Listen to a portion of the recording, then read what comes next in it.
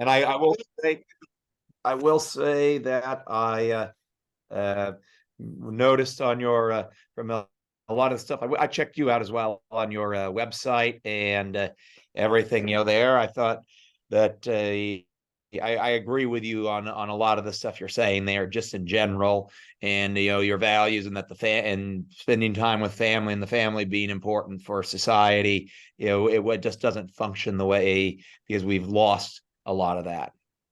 Oh, thank you for I love to hear that from you. Good, good. Yeah, I'm glad you got an idea of that way. That shortens my talk. I don't have to talk anymore, so we can jump right into it.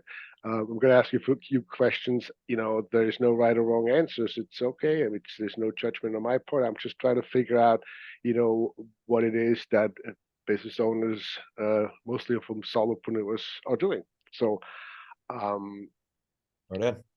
how's your business? And tell me a It's little bit good. about what it is you do. Well, most of my time is spent, on vetting investments, and these days, of course, I'm under a restructure at the moment, so not as much time there. But that's the usual thing, going well. Good. And so you say you're vetting investments, and I looked in your LinkedIn profile. It says investor. So Yes. what does that really mean? Well, it means, I said basically the longer story is I started out more in, real estate, and then expanded into dealing with a number of different, startup companies globally. So I look at, companies, talk to founders. I'm not currently looking at real estate, because a lot of that, especially in California, where I live, is overvalued. So I'm not saying I never would, but that's basically where a lot of my time is, spent these days. That, and advising some companies, and advising a venture capital fund. So you're advising companies on investing, on how they should. No, I advise companies on if they're a company that's growing. I mean, I'm not there. Some of the companies I advise obviously are in my portfolio, so I'm advising them on, either that means making strategic connections for them, or pointing out maybe where they could do better, or giving just some general advice and counsel to the founders, that kind of thing. Okay, so you are a financial advisor, financial. Not necessarily. I wouldn't say financial advisor, because usually that carries terms of certain, certifications. Okay. I would say I'm advising them on, how they on, basic, business, or making connections for, as I said, for those founders that'll help their business, because I have a very, broad and eclectic network. As you see, you went over my resume, so I'm sure you saw I've been in a number of different interesting, rooms over the years. So I can often make a useful connection for them, or I can, say, okay, you might be going astray, like here, on a certain, thing you're doing, maybe pivot. Or if they have a certain concern, they might ask what they should do about that in a given situation. Because I've seen a lot over the years in a number of companies, having come in, in a number of companies early stage. Okay. Good. Good. Good. Perfect. All right. So that's going really well for you. Yes. Perfect. How's your life? It's good at the moment. As I say, I'm going under a restructure for, business wise, and that has taken a lot of time. And also, I'm dealing with, my mother is dealing with, cancer, so it's not been an easy year. But other than that, life's pretty good. Good. Good. Do you have family yourself? No, I do not. Good. Good. I don't know if you've looked at the dating market lately. No. I kind of figured not. No, I've been married for over 30 years, so no, I'm not in that market. Let's just say it's not a very wholesome atmosphere these days. Oh, okay. All right. Leave it at that. No, no, it's all good. I was just curious. Okay. Um, Yeah, I'm not averse to settling down, but I'm not seeing much out there that's worth settling down with. No, it's all good. It's all good. Um, what does success mean to you? Well, obviously there are the monetary and reputational elements of success, but there's also the time elements of success and the elements of freedom to do what you want, where you want, when you want, and at the scale and the luxury that you want. And there's also a component that involves, fulfillment as well. So, I mean, that's how I look at it. I think it's there. There's multiple factors. Okay, I love the way you look at it, and so I couldn't agree with you more in that regard. So, which of those items that you mentioned are most important to you? That's a hard one because it's a constant struggle, obviously for balance. Like as you would know, with the name of your balance six of your business. So that's obviously, I think the answer is balance. Hmm. Okay, and how are you doing in regards to balance? I would say the one thing I don't do quite, or I could do a little more of, would be on having more time for some vacations. That's really that's probably the big one. But I did recently actually went on a first trip I did that had zero business, that was part of the trip itself. I went to on a retreat to Sedona, Arizona last month. Nice. And it had been a while. Well, actually, no, I take that back. I did, take time to take up skiing here a year ago, and have done a few trips since. But usually, most of my trips are involving, mainly business, and I might take an extra day or two if I'm in a interesting location. Okay. What is your biggest challenge? Dealing with idiots in business.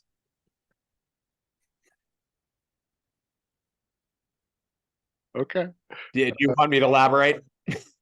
No, I think I get you. Yeah, no, no, it's um, yeah, no, I hear you. It's people, you try to give them advice, you make some recommendations, they ignore you, and then at some point come back It's and not even that so much. I think there's a little more to it. It's like I generally so often try to steer clear of giving unsolicited advice. I in a lot of cases, but I would say where you deal with people who, and I think unfortunately society has tended to the point where we have people that aren't, as competent in a lot of ways, or don't have the basic, either skills or general ethics. And I would add to the idiot part also people who just are not doing things right in an ethical manner. So I mean, those two things, there tends to be a lack of, more and more a lack of competence in a lot of situations that I run across. And I'm not that old. I'm in my early 40s, and and I've seen a shift in the short time that I've been here. Um, but I would say, that is one thing, and also just people don't seem to have some of the basic decency. Like my grandfather, for example, you would he could shake his hand, and it was as good as done. I learned that from him, but and he knew better that you obviously, if you had to have people sign stuff because things got complicated. But as far as his reputation went, if he had signed, shaken hands on it, it was done in his mind. So I think we have lost, some of that, and actually quite a bit of that. And those things aren't conducive, to a functioning society, and they make it, and they make it frustrating to do business. But so the the idiocy and the lack of ethics. I say were I'd say the biggest challenge. Okay. No, I mean, I totally agree with what you were saying. I mean, one of the big things that Brian Tracy teaches is integrity, and Mm-hmm. integrity is sorely lacking in a lot of people, in a lot of businesses, and it's, hey, I'm happy to walk over dead bodies to get what I want, and if you don't operate in that field, then it's off-putting, And I'm with you. I love you what you said about your grandpa. Yes, let your yes be a yes, and then is a no, you know. But how can I get this person, screw that person over this? It's just I I hear you loud and clear. Totally agree with you with that. Uh, all right, so do you feel that you're getting enough quality time for yourself and for your friends and colleagues? And I I would say time. Maybe I could use a little more time there, but I I do make sure on as far as myself, I do work out. Then also will do things like meditate and go for hikes on occasion. Things like that I think are useful. We talked a little earlier about time and taking vacations. I think is an important one. For me that I could do more of. As far as friends, it's a mixed bag on that. I do a fair amount, but not as much lately. okay, and are you able to actually shut off? So when you're not at work, are you able to, fully be wherever you're at, or is your mind consistently working? I would say, being self-employed, I do not work for anyone. Right. I would say, I it's it tends to be more with you because there's not an official line of demarcation. So, strategies that work are obviously, if you're going, if you're going to be going to bed, you shut that off, that's part off, a while before you go to bed. Intentionally shut that off. I don't. I'm not about to be, doing work, right before I go to bed, for example. Yeah, because it's like so compartmentalize that intentionally is what I find helps. Mhm. Good, good. Okay. Because again, if you're working 9 to 5 in an office, there are two lines of demarcation there. There's the line of demarcation, 5 o'clock quitting time, and then there's the line of demarcation. You leave that office and go home. So that I think it's especially more important for people that are, either running their own, small business, or people that are, just running their own business, or their investors like me, whatever your case is. If you're not working in that office environment or that has its own line of demarcation, we need to create our own. And I think as well, that to make a point as well, a lot of the offices now they're intruding more into their employees' private lives. That wonderful thing we call email, and seems to start hitting people at all hours now. Or it just seems a lot of things. With technology, it's intruded more and more into the home than it did in the past. Mhm. No, absolutely. And as a business owner, you have, what do you call it, the luxury or the challenge? It could be both. You have the luxury of setting your own hours, you know, but the challenge sometimes becomes that you know, you don't Mhm. set boundaries. So, No, uh, it's a two-edged sword, but then again, most things in life are. right, right. So how are you handling that two-edged sword? Are you able to kind of create your office hours and work hours versus non-work hours, or how do you handle that? I think sometimes I tend to work more so I'm in a flow that way. So it's not necessarily, I say more my line of demarcation. I'm going to make sure I'm not really dealing with business stuff before I go to bed. But, because I make my own schedule, I could sometimes, if it's more useful, do stuff on the weekend and just to enjoy a weekday. Like if I want to go for a hike, for example, I could do it a lot of times on a weekday, and when there's fewer people out there, and maybe do something on the weekend, when I know I'm not going to get disturbed by phone calls if I have a really intensive task that's going to take a lot of concentration. And I know there's not going to be any issues with calls scheduled as likely on the weekend. Uh-huh. So I would say I tend to work more in some ways in a flow and like what's going to work best for a given situation. Okay. Well, that leads me to the next question. So what is it that you use to manage your time? Well, I would say I, I'm still one who's using an old. I don't use really so much tech calendars. My calendars are, for the most part, are still handwritten.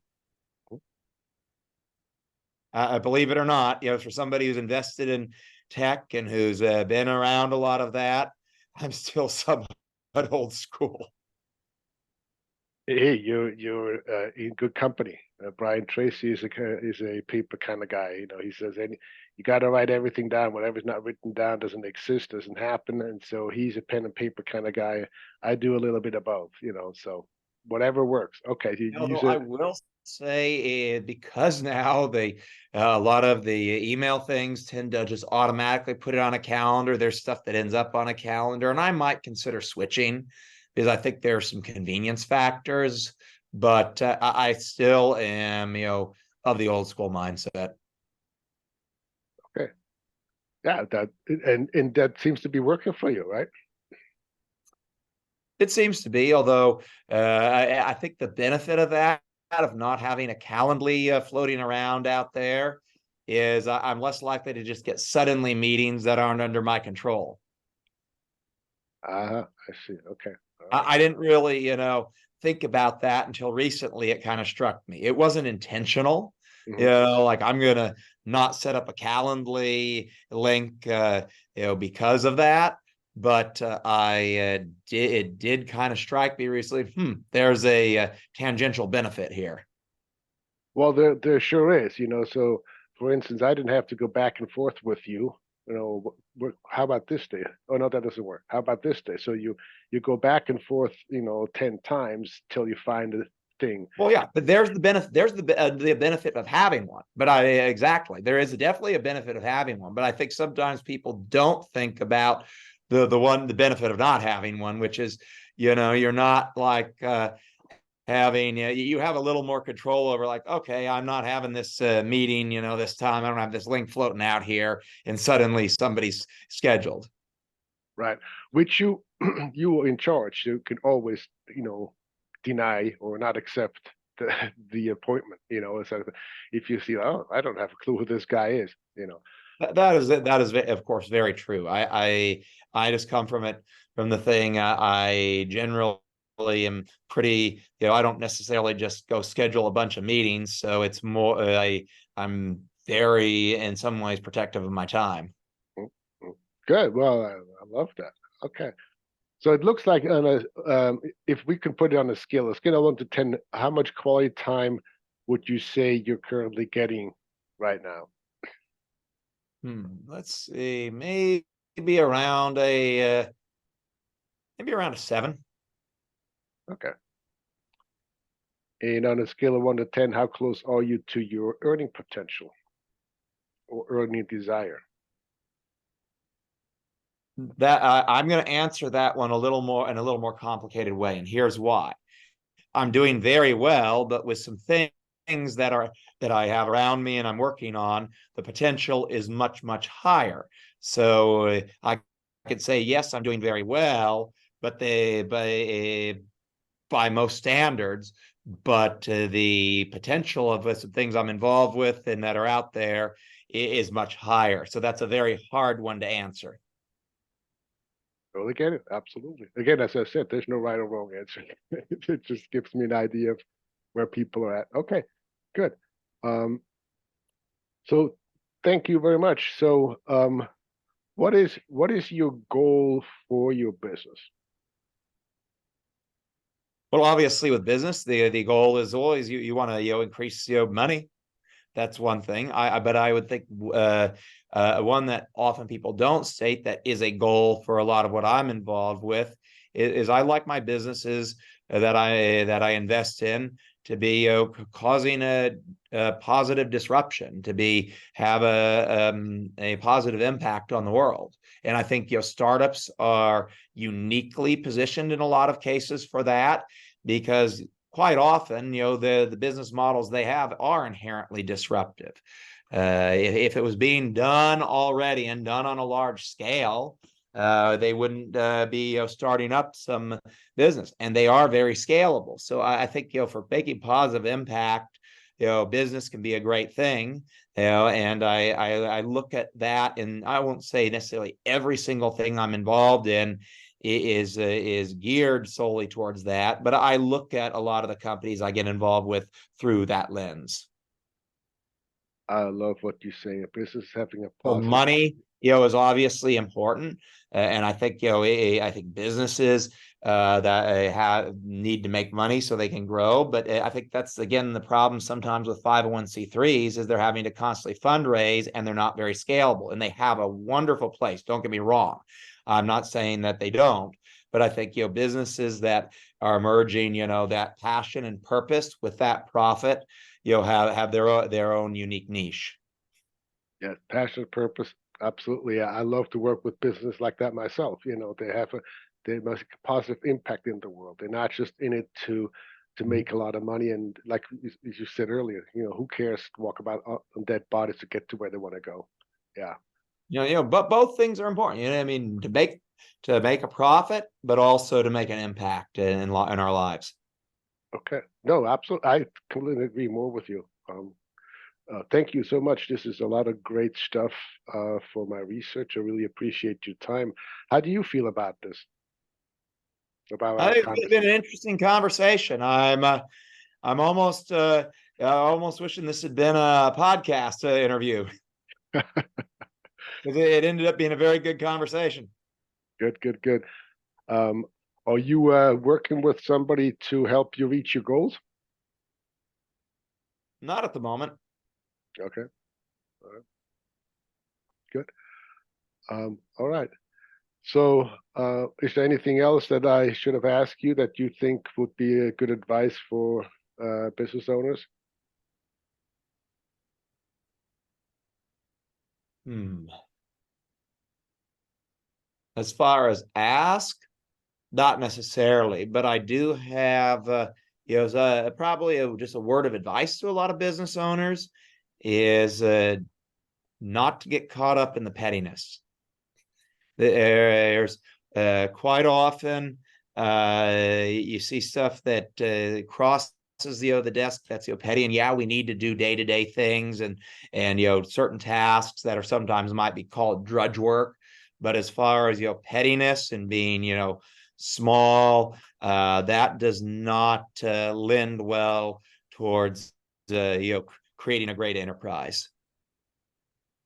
Yep, absolutely. Yeah, it goes back to what you were saying earlier about the idiots that you're working with, right?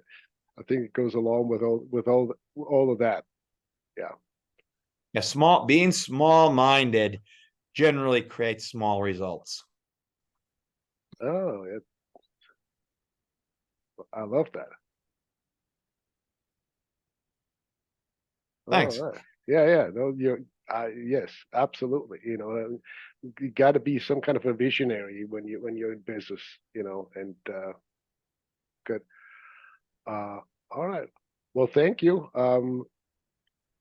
So you talk about balance being a constant struggle. Love to have more I don't time know if for. struggle is the right word as much as it's like, because anything that's balanced in this world is going to be knocked to kilter by something in life. So I think I probably use the struggle might not have been the best choice of words, but you are juggling multiple tasks. Right. So something's going to always try to throw you off that. And the key to that, I would say, is, keeping centered in that, when you have a lot of different things hitting you at once.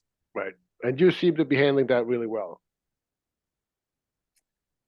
Pretty well, yeah. Good. Good. All right. Okay. Um, since you're in the investing industry, have you ever heard of land banking? I've heard of it. It's not something I'm involved with or super familiar with. So because a former client of mine, that's what she does. And if you're interested, she has videos or trainings that she talks more about Hey, that. what's her name? I will look her up. Uh, I send you a link, then you can just, if you want to, when you're in Southern California, that's the focus. That's where they are. Um, they don't invest all over the place. It's basically in high growth areas of Southern California, where the Lancaster and Palmdale. Those are the Oh yeah, areas. Lancaster, a company I'm involved with doing renewable energy projects is dealing with some stuff negotiations for a site in Lancaster. Yep, but that's I think they've got site control. I'm trying to remember which stage they're at the moment. It's been a minute, but they're in process on a project there to do a project there in Lancaster. so anyway. Because that you're into investing, and I personally control about a couple acres down there in that area, one for solar and one for multi-purpose use. Yeah, I'm not sure how many acres that would be in Lancaster, that project, but I think they're looking at like about 30 megawatts. So it's my guess. I don't know how many acres that translates to off the top of my head. Yeah. Well, so the idea is that you get the land before the developer want it. Yeah, And if you know where a developer is going to be, obviously you buy that land and wait a little bit and you make that money. I mean right, that's just common sense. Yeah. right. That exactly. So anyway, if you're of interest, I'll send you the link. If it's of no interest, then I So won't. send the. I mean, I'm always open to learning things. So send the link and I'll check out some YouTube stuff on her and what she's talking about because it's always cool to learn things. Oh yeah, and by the way, she actually met Brian Tracy, and he officially approved, not only approved her but kind of promoted her, and she thinks that's a good thing too. So okay, I will Cool. definitely send that over to you. Thank you very much for your time. I really appreciate it, and all the best. I was curious, are you doing a podcast these days or not? I guess I saw that on your link. It was like when it said what sign up for our Yeah, meeting. right. I used to. I haven't done one in a long time now. Yeah, I just kind of wondered because it's like this conversation like could have made a good podcast. Well, I mean, I could. Since I recorded it, I could always put it on my YouTube channel. It kind of just struck me as we had a pretty good conversation. That's my point. All right, good. Well, I'm glad you found that way. Yeah, and if you like it, I could definitely make the recording available. If it's any helpful That for would you. actually be helpful because I have actually somebody at the moment was asking me for some video too. So that would be helpful for that, Okay. probably. All right. Absolutely. I will probably just post it on my YouTube channel and then send you the link. Yeah, that sounds cool. All right. Well, Thanks. thanks again. I really appreciate it. Have a great rest of the day, and I'll You send this over take care. later. Okay. Thanks. Bye bye.